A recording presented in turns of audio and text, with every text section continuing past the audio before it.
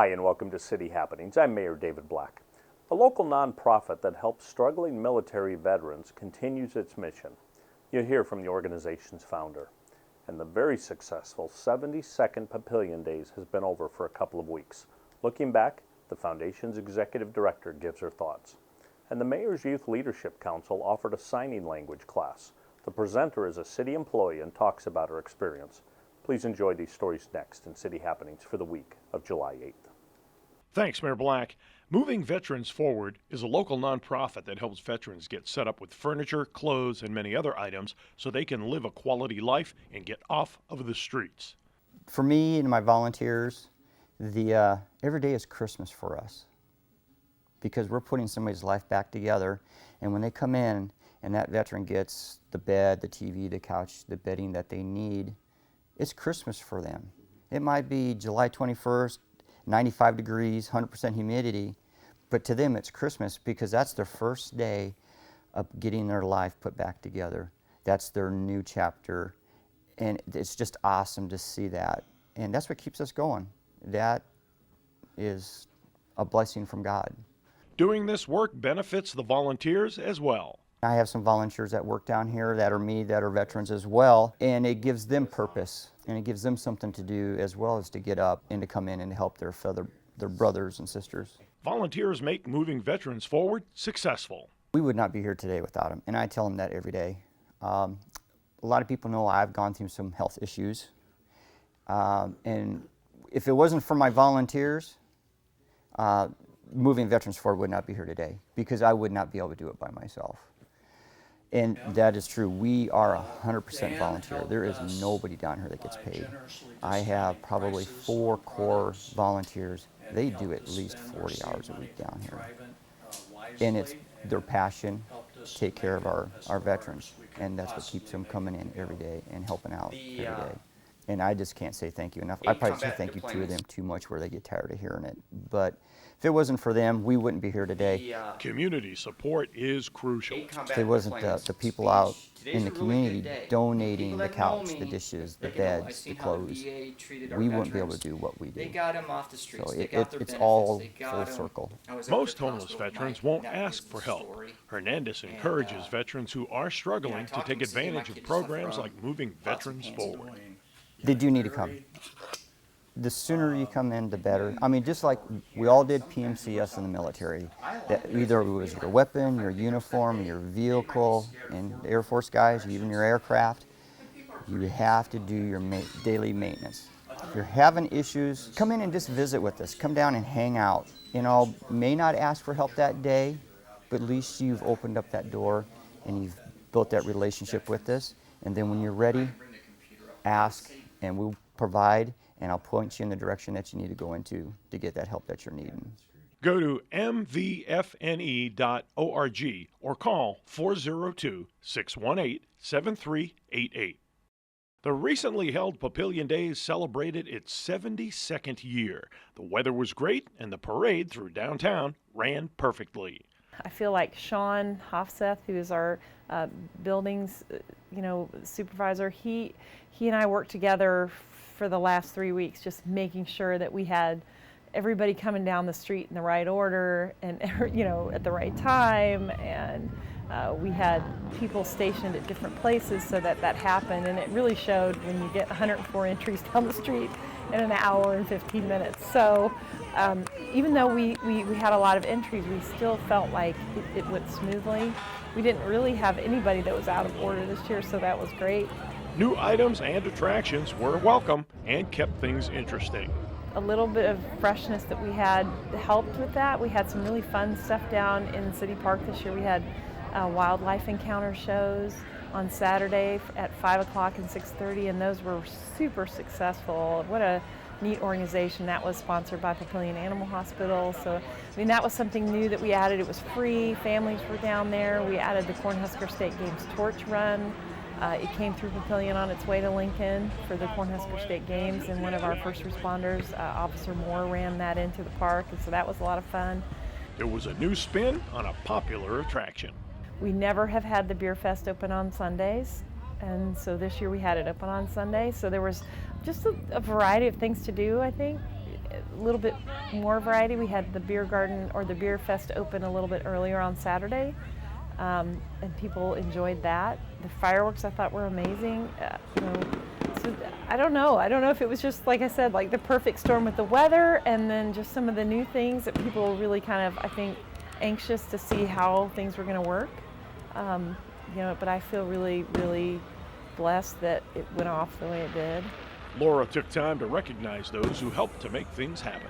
Without the City of Papillion, without Parks and Facilities, Tony Gowan and his crew, without Public Works, Jeff Thompson and his crew, without the admin staff here at City Hall, without Sean and his group that really kind of get the parade going and get them in line and the way they're supposed to be, and obviously my family who gets voluntold pretty much the whole weekend, and then some really good friends and volunteers and like I said, family of board members and advisory board members, and just I don't know, I feel really lucky. In a half year, it's back to the drawing board. We start planning in December, and the December of the year before. So Papillion Days doesn't just come together in a couple of months. It takes about 6 to 7 months. I will say really excited that we have some of our Market in the Park vendors have already signed up for next year because it went really well for them. So we're just really, I don't know, it was just really a good experience. We had a few negatives, but not very many. And people did go out of their way to make positive comments, and I appreciate that. Overall, Laura says they've been able to keep the core events that everyone knows while adding new things to keep it fresh, plus continuing to draw new people as well as maintain return attendance. I felt like we had more floats in the parade this year. I felt like almost every parade entry somehow incorporated the theme of the parade into their float, into their presentation. So people paid attention, and we intentionally made the Market in the Parks smaller this year with less vendors so that they could give a more personal feel to it. So you didn't feel like, and we really stayed to local business, local vendors, which I thought was really important. We had a few people that came from out of state to come in, but they're vendors that have come for a long time, so people know them, like Dundee's Concessions. I mean, people love their food, and so they know where they are every year. Having a great venue in Sumter Amphitheater makes for a great opening night. Sumter Amphitheater is gracious letting us come out there and do opening night out there, so that really drew people in. This was our first year not doing the movie after the concerts. Everybody understood why. So I feel really fortunate to have that opportunity. Things continued with the Mayor's Youth Leadership Council hosting Papillion Idol. There were some super talented kids there, so they just did a great job. And the Mayor's Youth Council always pitches in and does stuff in the kiddie parade activities down at the firehouse. I mean, the firemen come out in force and they put up the kids' fire hose so that the kids can see what those guys do. And we had an obstacle course down, like a ninja obstacle course, and a bounce house. I mean, and there was tons of kids down there with their parents. Plainly, it was a great Papillion Days. Take the core values and you just try to make them a little bit better. And I felt like we had a lot more people that came in and said, hey, this is the first time we've been back to Papillion Days in a while. It was really good. So I was like, okay, that made me feel really good. I was like, mission accomplished. We'll check that box. Papillion Days is our community, our opportunity to give back to the community and showcase our community. So I think like you said, I think people do come in from out of town, obviously with the College World Series, but there's also people that live in town that came back this year. So that was my personal goal, is to make sure those people came back and give it another try. And we got positive feedback, so I'm really happy. I'm just tired. The Mayor's Youth Leadership Council sponsors a sign language class. City employee Shauna Bedrowski presented the once-a-week 4-session class. I don't remember signing. I don't remember learning it.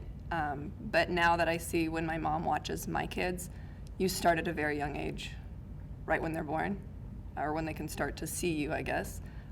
Start signing. Even though they don't pick it up now, they will eventually pick it up. Shauna and her siblings grew up signing as a way of life. I have 3 other siblings. We all knew sign. We'd always help out signing. You know, back then they didn't have the technology that they do now. As far as doctor's appointments, you know, just talking in the store, ordering. It's just the way we grew up, and we didn't notice a difference. There were, of course, times when they'd use signing for goofy reasons. Oh yeah, we did. And a lot of our friends always wanted to know the bad words, but I didn't teach them. My brothers may have, but I did not. Shauna works at the city's police department. She talks about being a city employee and presenting this signing class. It just makes you feel good that you're helping people learn. And people that are wanting to learn and hoping they pick up some stuff from this class. Like I said, to have a conversation with somebody in a store. Yeah, you do represent. Please go to the city's website and check out our calendar of events. There are many events ongoing and coming up. There's a full slate of events at Sump Library for all ages. And don't forget about our Farmers Market in City Park, as well as the many events at Sumter Amphitheater. Of course, it's summer, so that means fun at Papio Bay Aquatic Center. There's the free walking club at Papillion Landings Fieldhouse, and don't forget about our excellent park systems. There are lots of ways to stay up to date with what's happening in Papillion. You can find us on Facebook, follow the City of Papillion on Twitter and Instagram, or watch our YouTube channel. Information about all of our departments and programs is available on our website. For more about Papillion, go to www.papillion.org. Just call the Mayor's Hotline at 402-827-1111. Thanks for watching.